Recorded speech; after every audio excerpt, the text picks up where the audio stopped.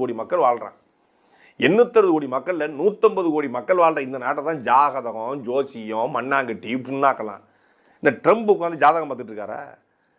இந்த கட்டத்தை இதை வச்சா இது பண்ணிடலாம். அப்போனா ஈரான் அமெரிக்கா போரில் நிப்பாட்டுக்கு எந்த கட்டம்னு சொல்கிறா? இந்த பரிகாரத்தை பண்ணால் இது நின்றும். அப்போ ஈரான் அமெரிக்கா போகிற நிப்பாட்டுக்கு என்ன பரிகாரம்னு சொல்லிடா பார்ப்போம்.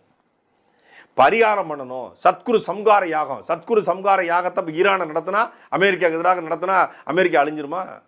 பாலஸ்தீனத்தில் உட்காந்து இஸ்ரேலுக்கு எதிராக ஒரு சத்குரு சம்கார யாகத்தை போட்டோம்னா பாலஸ்தீனம் அழிஞ்சிருமா? நாங்கள் ஈழத்தில் போய் உட்காந்துக்கிட்டு சத்குரு சம்கார யாகம் எங்கள் எதிரிகள் அழிச்சோம்னா சிங்கப்பூரம் செத்துருவானா? பைத்தியக்காரங்கடா. யாகம் நடத்துவது அரசியல் அல்ல, தியாகம் செய்வதுதான் அரசியல். நம்முடைய தலைவர்கள் அத்தனை பேரும் தியாகம் செய்து அரசியல் வந்தார்கள். ஆனா இப்ப யாகம் செய்து அரசியலுக்கு வராங்க. முருகன் யாரு, விஜய் யாரு? முதல்ல முருகனை மறு அவதாரமா இவரு முருகனுடைய மறு அவதாரம். எல்லாம் சொல்றது உங்களுக்கு, டேய் நீங்க 5 பைசா காசு வாங்கி புழைங்கடா, 500 கோடி 100 கோடி வாங்கிக்கோங்க விஜய்கிட்ட.